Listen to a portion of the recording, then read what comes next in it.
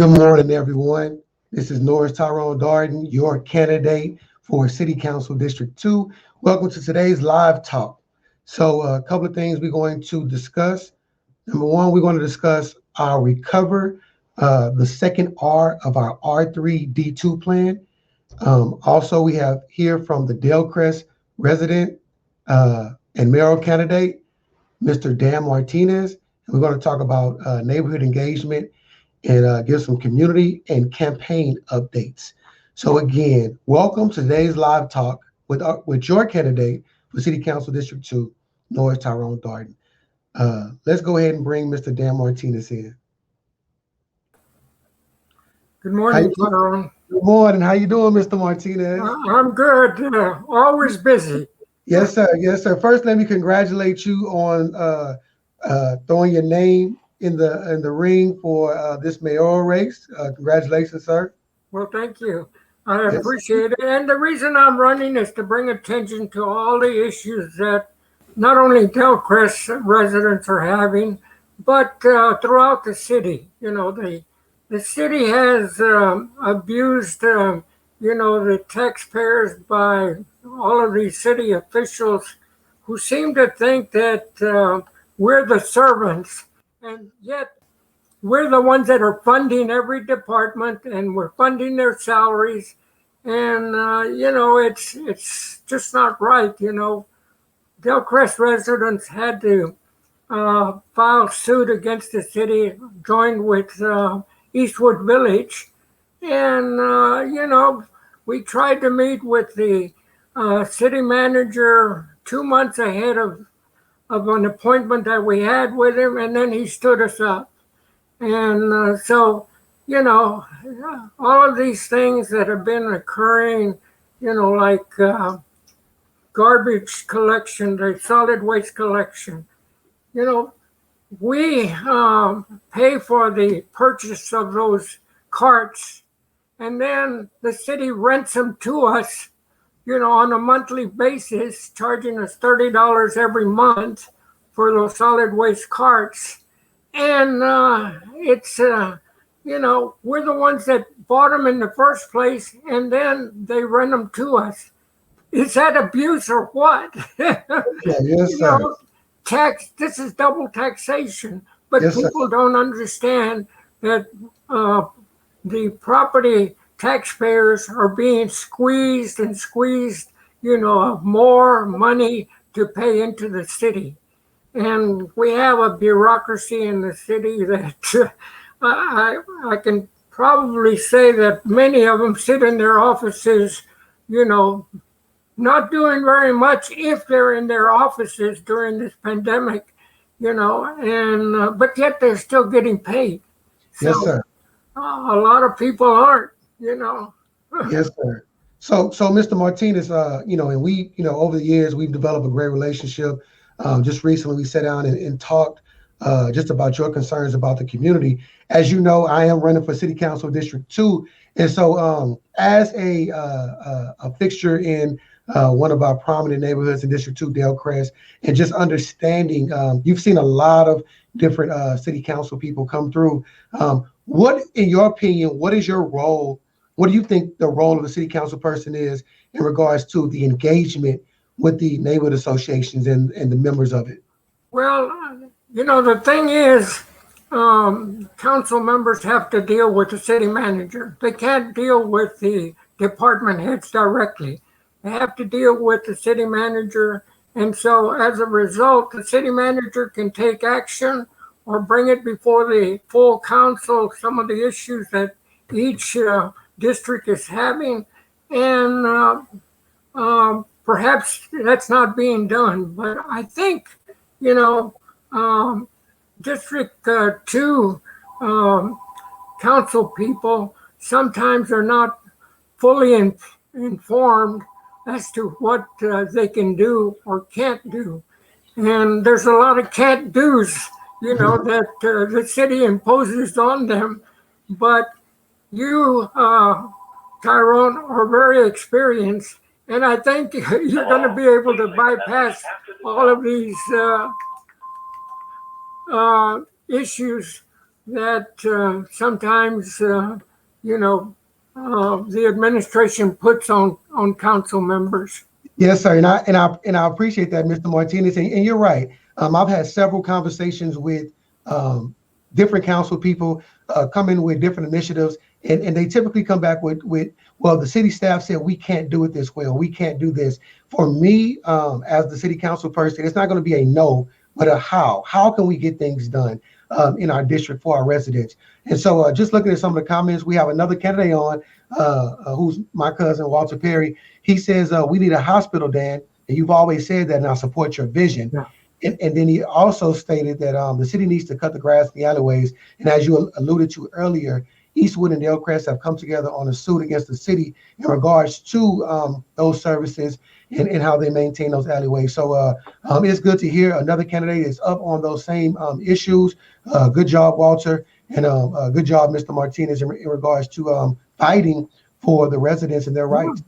Well, I had to go ahead and initiate, excuse me, the lawsuit, and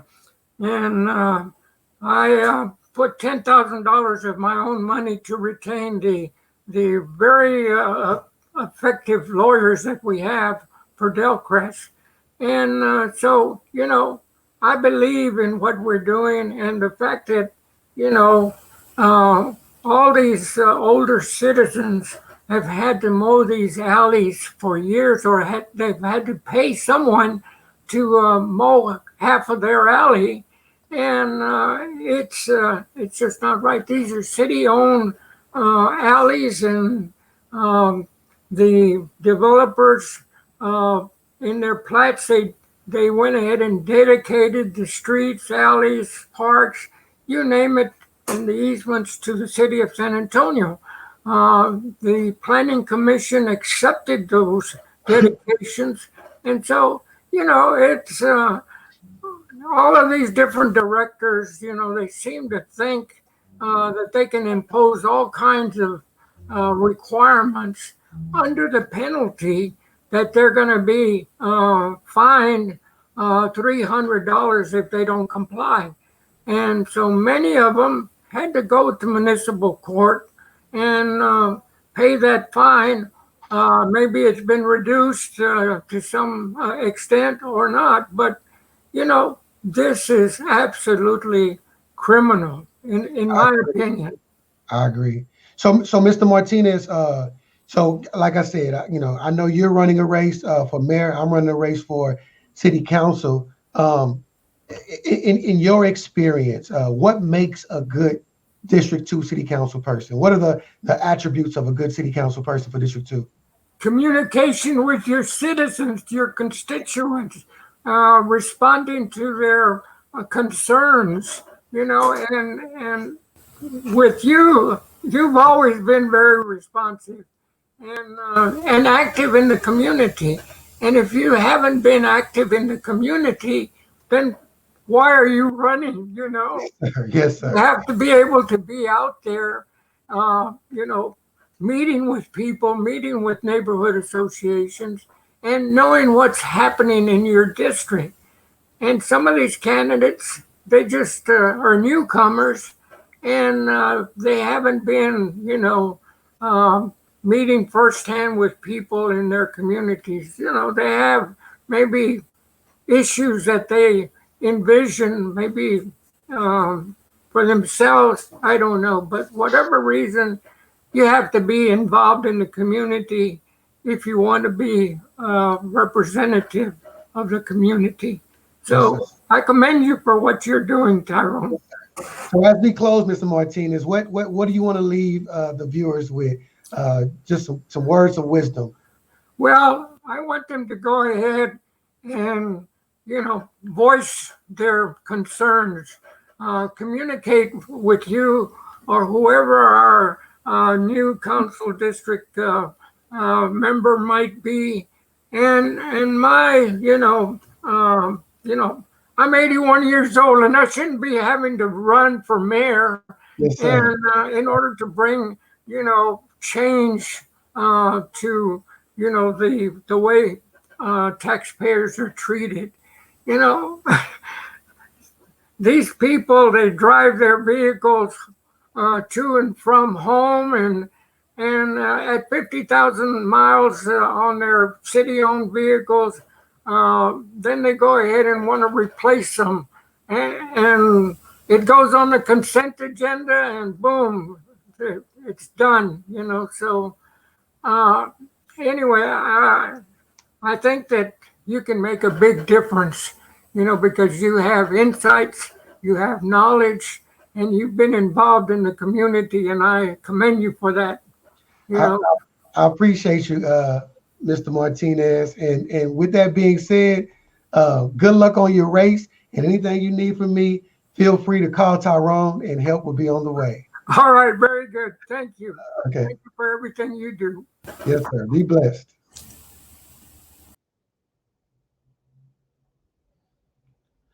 All right, guys. Again, it's important that we engage, our residents, whether it's a homeowner association or neighborhood association. Those are the people on the ground. And if we're not listening to them, we're not listening at all. And so I appreciate Mr. Dan Martinez coming on. It just happens to be that he's a candidate for mayor, but regardless, he's always been active in this community. We have not always seen eye to eye on things. We have not always been on the same side of issues. But like he said, we've always been responsive. We've always been able to have that conversation. And I'm appreciative for that dialogue because that's what we need to have a healthy community. So thank you again, Mr. Dan Martinez. So moving on, let's talk a little politics. So everybody, that's running should have some type of platform, some type of priorities. For me, I kind of have all those things encompassed in my plan. That plan is called R3D2. So it's 3 R's: rescuing, recovering, and reviving District 2. So R3D2. We've talked about the first R, which is rescuing and relief, going through this pandemic of COVID and ensuring the first 100 days we're connecting District 2 citizens to resources. I was out block walking Wheelie Heights in the sticks, and every street I went on, there's seniors, and they're saying the same thing. So one young lady said, I'm kind of concerned because my friends over in District 7 and in District 5, they're getting the vaccines, no problems. But I'm not able to get plugged into the vaccines. I said, well, ma'am, there's a lot of work going on. Let me get you the information. I know the faith-based community is moving. Let's get you plugged in. She was happy about that. I went on the next street and, young lady, 2 or 3 young ladies outside. So what are you going to do for us, Mr. Darden? I said, well, the concerns I'm hearing is connectivity. Young lady on the street over said that she's not being connected to the vaccines. Oh, that ain't true. I went over to the southeast side and I got my vaccine. I said, I think that's our problem. She doesn't feel like she should have to go over to District 3 or District 5 or District 7 or District 10. She feels like those resources should be right here in District 2. And whether they are or aren't, I don't think that's a debate. The constituents don't feel like they're connected to those resources. So the rescue, the first 100 days, that's an example of we're not waiting. We're connecting people to things now, but this pandemic is not going to go away overnight. So those first 100 days are going to be dedicated to that. And I'm using the vaccine as an example. We're talking about PPP, PPE, mortgage and rental assistance. We're talking about the whole gamut of things that are out there available for us that we're not being connected to. But the second R is recovering. So once we're rescued, and think about it, you're at the beach, you're at Padre Island or you're at Corpus, you're on the beach, and you kind of go too far out in the ocean, in the water, and you kind of get carried out. So someone has to rescue you, right? And they bring you in, and if they give you CPR, they flush out water, whatever it is. But then you have to go through a recovery process. You may have, bruised some things. Some things may not be intact. You have to recover. So you have to start making yourself whole. So our second piece, which is going to be primarily focused over the first 2 years in office, is going to be that recovery piece. So recovery refers to identifying and capitalizing on available resources. For example, there's a 2017 bond, and they're going to be reprogramming funds. We can't let those funds leave our community. We have projects that need to be done, whether it's in our parks, whether it's in our communities, with our sidewalks and our drainage projects. We need to ensure those funds are in our community. That's also looking at future bond planning. We need to make sure our projects are there. That's why it's important that we engage our community. And I've learned this new word over the years called charrettes. We've had these charrettes where we've gone to different neighborhoods and we've had different meetings, and we've had this for the bonds, we've had this for the budgets, but it seems like we still don't get our just due in District 2. And so for the recovery piece, that's what's going to be our focus the first 2 years, getting our just due and recovering. We all know, for those who've been here, District 2 is long overdue for its fair share of resources. And we've had a lot of broken promises that we don't have to revisit. But my goal as your District 2 City Council person is doing that recovery process over the first 2 years to ensure all those resources, pre-K for SA, SA Ready to Work, the bond, the new bond, all those resources are here in our community, and we're strengthening our different residents and our different neighborhoods, our leaders, our nonprofits, our faith-based communities, our small businesses, our large businesses, our medium businesses, and ensuring that everyone is a part of the process. With that being said, I will say, if no one ever asked me this, but Tyrone, why are you different from any other candidate? It makes no difference what people say. It's about what they do. For me, I know the secret sauce. I'm gonna give you the secret sauce. The recipe for success, at least in our district, is coalition building. We have to start working together. We've been working in our silos of excellence independently, and we've been doing a lot of good things. But once we start working together as a whole, that's when we're going to strengthen our community. And that's what I'm pushing as your next city council person. The coalition of the willing is what I'm calling it. So anybody who's willing to strap up their shoes and lace them up tight and get out there and start working together on things positive, hey, that's what I'm all about. So if there's any questions, comments, concerns, leave them in the chat. Leave them in the chat like I'm on Zoom. Put them in the comments and I'll respond to them. But with that being said, that's what I had for you today. Mr. Martinez, Dan Martinez came to you with some passionate and real honest cries for support in the community in regards to services, in regards to just how he feels a city council person in District 2 should operate and how that office should operate. We talked about our second priority in regards to our R3D2 plan for the district, which is recovery. And I think that should be a good focus for us. And I believe it will move us into the right direction. And then finally, announcements. Let's give some announcements. Number one, we know campaigns, they do run off of love and hope and passion, but we also need to have volunteers. And so and we'll get that flyer back up in a second, but looking at our efforts, anyone who wants to volunteer, please feel free. Call me directly, 210-378-3618. Text me. We'll be block walking. And for those candidates who are listening, we'll be block walking out in the Lakeside area. We got 2 or 3 candidates out there. So this weekend, we'll be in Lakeside, getting the word out. I've seen a lot of Jada signs. I've seen some Dawkins signs. And I've seen a couple of Dory signs. So I know some candidates have been out there working. Guess what? We'll be out there this weekend. Got a couple of people already committed to walking, but we will be in Lakeside this weekend, Saturday and Sunday. So if you want to volunteer, please, please, please let me know. Text message, phone call, or you can email us at teamdardensa.com. I'm sorry, at gmail.com. teamdardensa@gmail.com. All right, go ahead and throw that graphic up there. We got a couple events going on. All right, My Hood, My Voice, Block Party for Peace is going to be in the Denver Heights.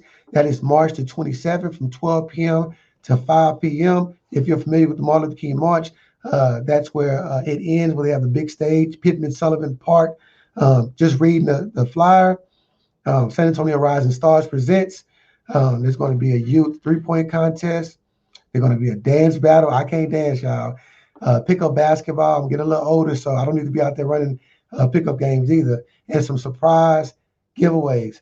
Guys, anytime there's an opportunity for the community to get out there and do positive things together, celebrate, worship, and fellowship together, guys, do it. I'm looking at the graphic of the different neighborhoods. We turn a negative into a positive. I like that. And I'm assuming this is Brother Benny Price. Shout out to him.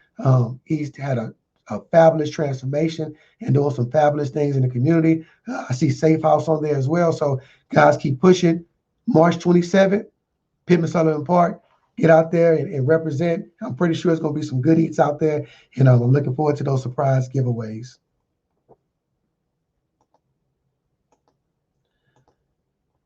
All right. I want to close.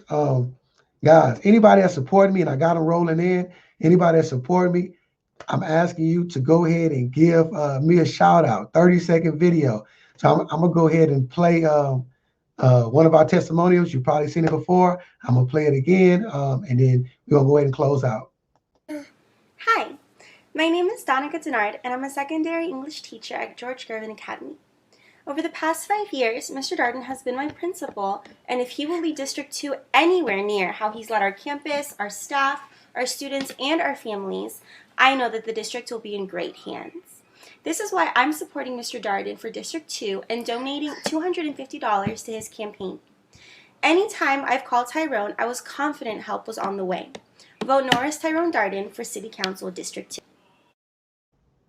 And so I thank you for that. And I forgot to ask the last thing. My treasurer always tells me, Tyrone, don't do anything without asking for support. So I asked for volunteer support. I'm asking for donation support. We're going to have something big coming up soon too, guys, where even on a small level, you can do big things. But we'll get back to you soon. We don't want to let the cat out of the bag. But you see on the screen, donateway.com. If you're having trouble getting to it, go to the website, go to the Facebook page, text me, and I'll send you the link. But donations are welcome. $5, $10, $20, $200. You can cap up to $500. But anything is helpful. Again, this is your candidate, Norris Tyrone Darden for City Council District 2. I look forward to leading you guys. This is a great journey. We're going to keep pressing, and we're going to make things happen. Y'all be blessed.